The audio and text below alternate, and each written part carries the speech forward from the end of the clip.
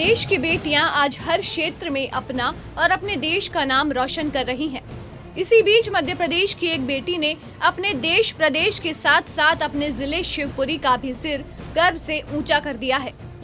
जब शिवपुरी की बेटी पूनम गुप्ता सीआरपीएफ में असिस्टेंट कमांडेंट बनकर अपने घर पहुंची तो उनका आतिशी स्वागत किया गया।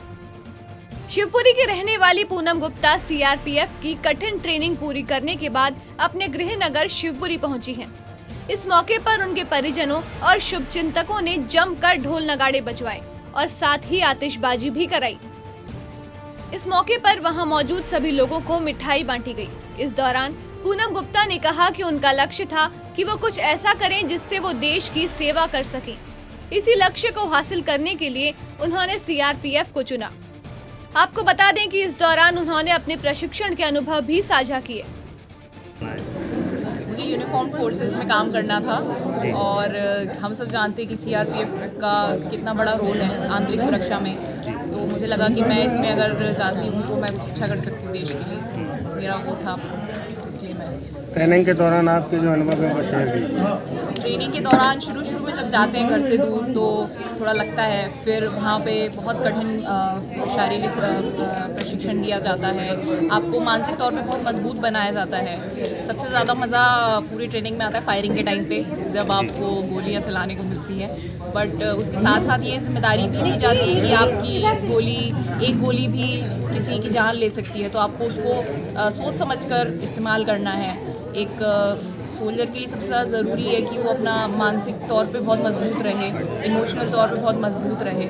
और मेरा ये मानना है कि मम्मी पापा ने मुझे बहुत ज़्यादा सपोर्ट किया है और प्रिपरेशन टाइम से ही, जब से मैं तैयारी कर रही थी तब से भी मुझे बहुत सपोर्ट करते थे मेरे घर वाले। इनफैक्ट ना सिर्फ माँ बाप, बाकी लोग भी मेरे को बहुत सपोर्ट करते थे। वहीं पूनम के पिता रघुवीर गुप्ता ने अपनी बेटी पूनम के सीआरपीएफ में असिस्टेंट कमांडेंट बनने पर अपनी खुशी का इजहार किया। साथ ही उन्होंने कहा कि वो और उनका परिवार पूनम की उस उपलब्धि से बहुत खुश हैं। उनका कहना था कि बेटा और बेटी में भेद नहीं करना चाहिए, दोनों में ही बराबर क्षमता है। नहीं, एक्चुअली मेरा खुद का सपना था कि मैं मिलिट्री ज्वाइन करूं, लेकिन अनफॉर्चुनेट मैं मिलिट्री ज्वाइन नहीं कर पाया। तो फिर मैं जब बच्चे छोटे थे तो मेरे दोनों बच्चों को मैं बताता था कि मेरा सपना था कि मैं देश की सेवा के लिए जाऊंगा, मिलिट्री ज्वाइन करूं।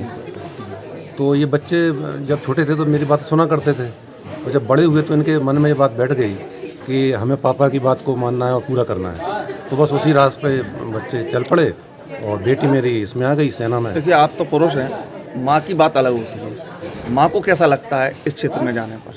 नहीं, माँ भी पूरा सपोर्ट करती हैं और उन्हें भी कोई इससे आपत्ति नहीं है। हम दोनों ही लोग खुश हैं कि हमारी बेटी ने सीआरपीएफ ज्वाइन किया है और वो देश की सेवा के लिए तैयार है। जिस तरह की ड्यूटी अब करना पड़ेगी आगे, कहीं ना कहीं डर या कुछ रहता है?